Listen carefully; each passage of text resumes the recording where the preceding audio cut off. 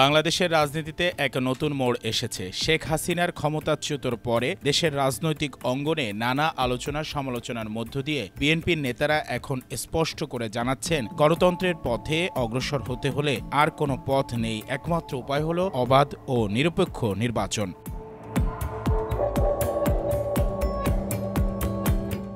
সম্প্রতি রাজধানীর একটি অভিজাত হোটেলে যুক্তরাষ্ট্রভিত্তিক সংগঠন স্কুল অব লিডারশিপ আয়োজিত জুলাই পরবর্তী রাজনীতি ও বাংলাদেশের ভবিষ্যৎ পথ চলা শীর্ষক সেমিনারে বিএনপি স্থায়ী কমিটির সদস্য ও সাবেক বাণিজ্য মন্ত্রী আমির খসরু মাহমুদ চৌধুরী বলেন, শেখ হাসিনা পালিয়ে যাওয়ার পর আন্দোলনের কৃতিত্ব নিয়ে যে লড়াই চলছে তা দেশের জন্য কোনোভাবেই কল্যাণকর নয়। মুক্তিযুদ্ধের পর প্রকৃত মুক্তিযোদ্ধারা যেমন কৃতিত্বের লড়াইয়ে না জড়িয়ে যার যার কাজে ফিরে গিয়েছিলেন, তেমনি এখনও দেশের মঙ্গলের জন্য কৃতিত্বের রাজনীতি থেকে সরে আসা প্রয়োজন। তিনি জোর দিয়ে বলেন, বিপ্লব পরবর্তী দেশগুলো নির্বাচনের মাধ্যমে গণতান্ত্রিক প্রক্রিয়া অনুসরণ করেই অগ্রগতির পথে এগিয়েছে, বাংলাদেশেও সেই পথেই যেতে হবে।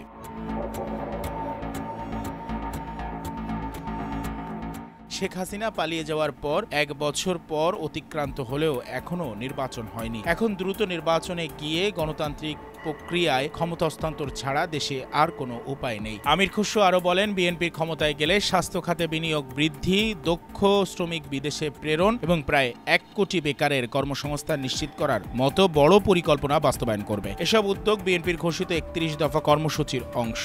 বাংলাদেশের বর্তমান রাজনৈতিক প্রেক্ষাপটে বিএনপির এই ঘোষণাগুলোকে অনেকে নতুন আশা হিসেবে দেখছেন। তবে প্রশ্ন রয়ে গেছে, কিভাবে এবং কত দ্রুত এই ঘোষণাগুলো বাস্তবে রূপ নেবে। গণতন্ত্রের জন্য জনগণের প্রত্যাশা এবং রাজনৈতিক দলের স্থিতিশীলতা এই প্রক্রিয়ার মুখ্য ভূমিকা রাখবে বলেও মনে করেন বিশ্লেষকরা।